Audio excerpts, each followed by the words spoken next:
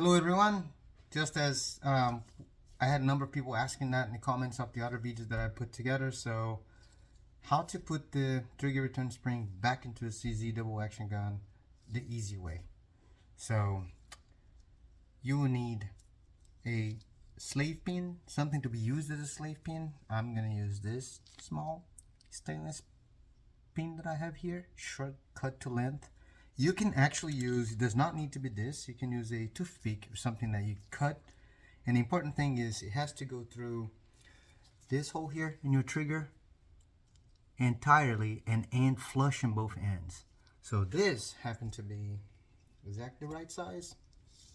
I believe when you got the Cajun gun kit, they still ship it, they ship the trigger, the floating pin with a small roll pin. And I believe the intent of that small roll pin is to be used as a slave pin, so you can use that too. So the important thing, like I said, is that this needs to go through your trigger hole like so and be flush on both sides, just like you see here. Right, that pin in the middle, flush on both sides. So with that, you got your trigger return spring, and you're going to prep it in your trigger bar here with that, using that slave pin before the trigger bar goes in the gun. So see here, this is a trigger that has a pre-travel set screw, so sometimes it gets in the way of pushing the trigger spring. So let me pull that set screw a little bit up so make it easier for the trigger return spring to slide in.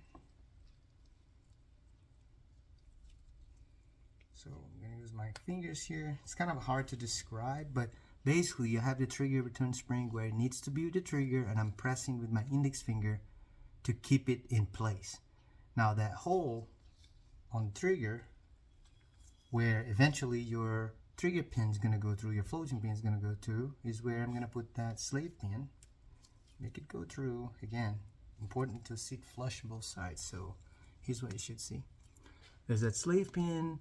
The trigger return spring is where it needs to be, already under pressure there, it's compressed. So now let's just put it back in the frame.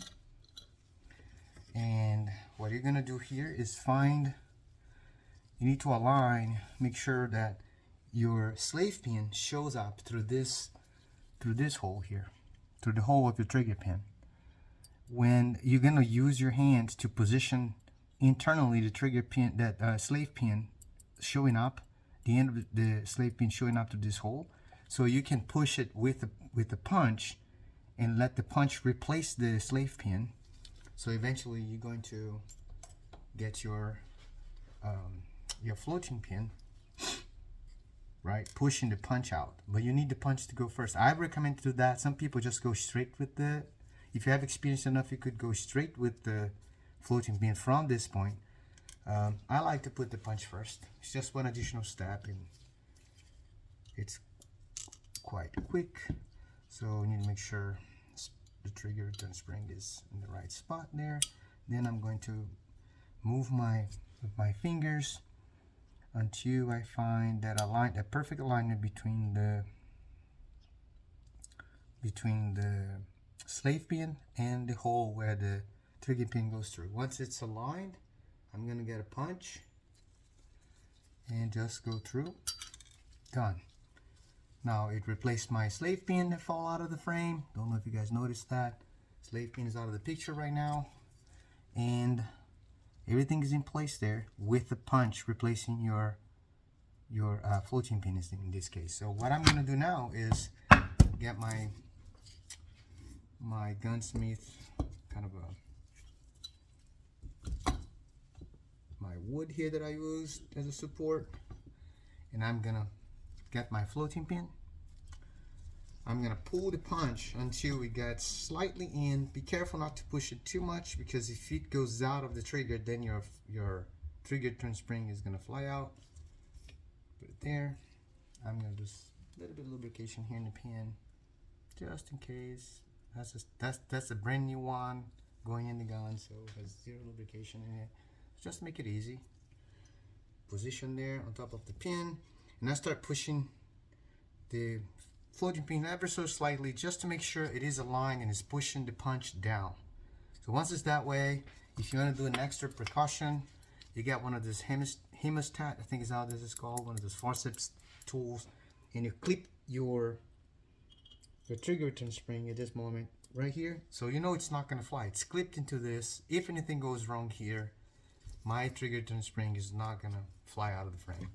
So go with the hammer and with confidence, you just make sure it's still aligned. Yep, and just go in one punch. The punch is out. This is safe. You can take this out and it's done.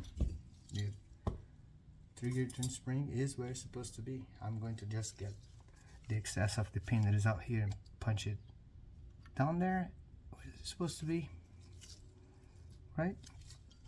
And there we go. I hope this helps you.